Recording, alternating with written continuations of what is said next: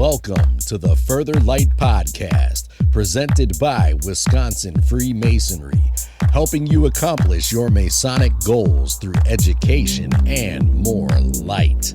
And now, I present to you Brother Napoleon Sneed Janczak.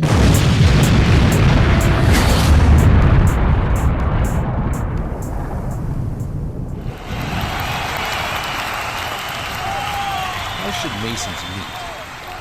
How should they act? And how should they leave or depart from any given situation? To meet on the level, act by the plumb, and part upon the square. Every Mason, particularly in Wisconsin, hears this at all stated communications. It is a constant reminder of how we are to conduct ourselves both in the lodge room and outside of it. I'm Brother Napoleon Sneed Janczak, and today we're going to briefly dive into those three working tools and shed some light on what they mean to us.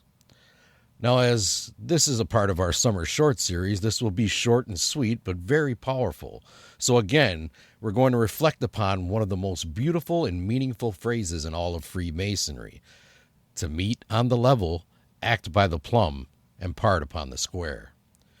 These simple words, drawn from the working tools of our ancient craft, form a blueprint, not just for our behavior inside the lodge, but for how we carry ourselves in the world beyond its doors.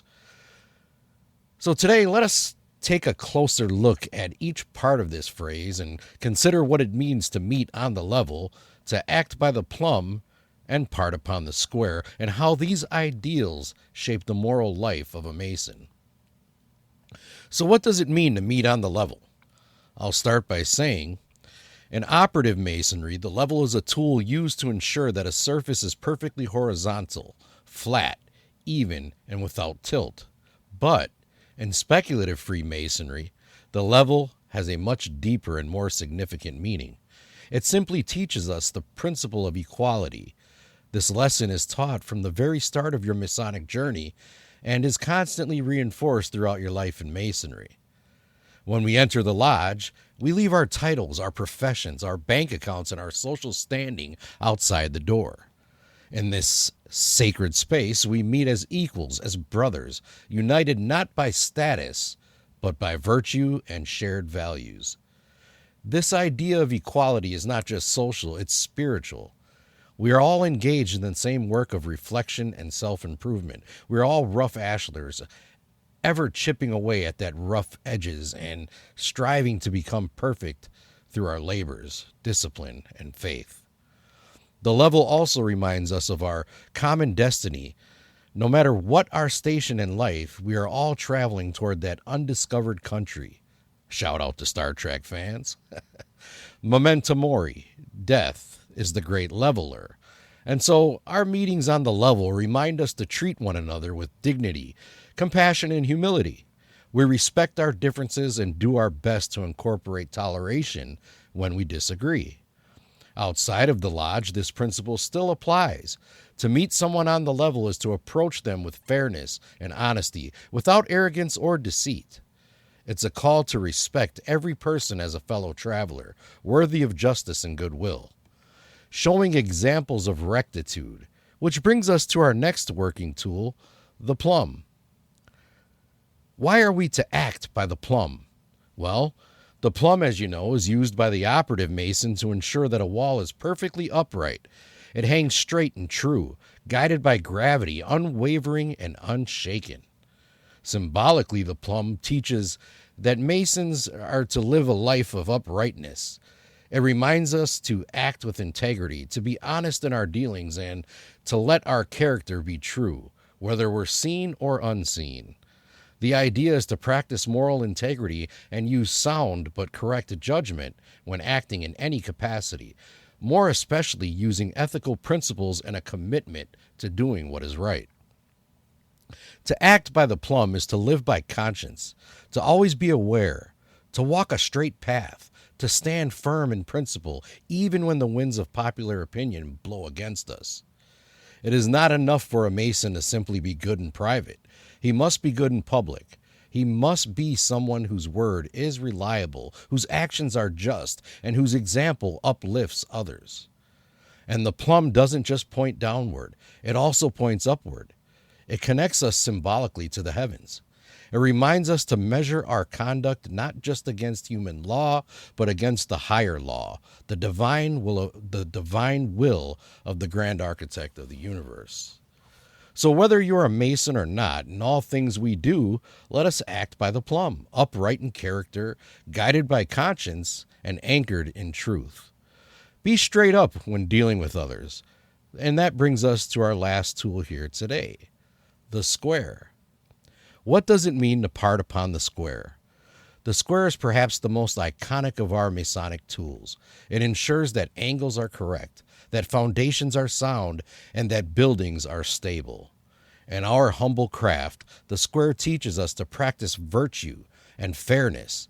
It symbolizes morality, justice, doing unto others as we would have them do unto us. To part upon the square means that our relationships, whether within the lodge or outside of it, should always end with honor and peace. It's a call to leave every interaction on good terms, respectfully, kindly, and with dignity. Now, this is a powerful statement right there. To part from a friend, a colleague, even a stranger, with the assurance that you've treated them right is a way of building strong relationships and lasting impressions.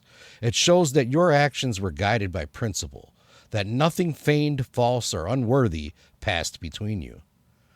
And when we speak of parting upon the square, we must also acknowledge the ultimate parting, death itself, that we may not see that person tomorrow. Now, if you've ever had the thought about the stories of, arguments and leaving on a bad note, and some tragic event or illness takes that person away, the hurt follows, and then the regret reminds you that square dealing is in fact vital to our harmonious existence. We as Freemasons are constantly and consistently reminded of this every time we meet. Freemasonry teaches us that when our earthly labors are done, we should hope to be judged by how we squared our actions in this life. The square is our measure, not wealth, not fame, not status, but how well we lived. So whether we are parting from a conversation, a lodge meeting, or from this world, we must always strive to part upon the square with clean hands, a clear conscience, and a clean heart. And that is how we bring this all full circle. Or wait, 3 tools would form a triangle. Let's conclude with that idea for just a minute. Thinking about it in the Masonic triangle of level, plumb, and square. When we step back and look at these 3 instructions, meet on the level, act by the plumb, and part upon the square, we begin to see a greater pattern. Together, those tools form a triangle, a symbol of strength and balance. The level guides our relationships, the plumb shapes our personal conduct, and the square governs how we depart with honor. This triangle is more than a set of tools. It's a way of life.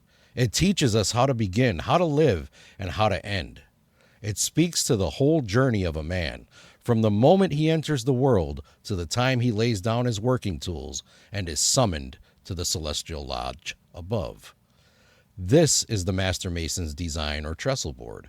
Freemasons are not called to build cathedrals or temples of stone. We are called to build something far more enduring: character, integrity, fraternity, truth, and brotherly love. Each time we meet, we recommit ourselves to these principles.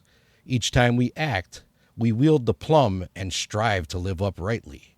And each time we part, we reflect on whether we have squared our actions so that when the day comes that we labor no more in this world, we might hear those words of welcome in the next. Well done, good and faithful servant. Going forward, we should reflect and be reminded of who we are and what we've been taught. Let us meet all people on the level. Let us act always by the plumb. And lastly, brothers, friends, and listeners, whenever you part, great or small, leave upon the square. Thank you for joining me Brother Napoleon Sneed Janczak, and the entire Further Light team on your quest to find more light through Masonry. Are you interested in learning more about Freemasonry in Wisconsin?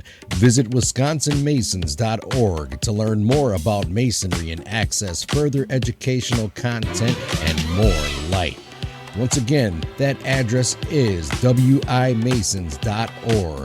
Any questions, comments, or suggestions, please email us at education@wisconsinmasons.org. And thank you for listening.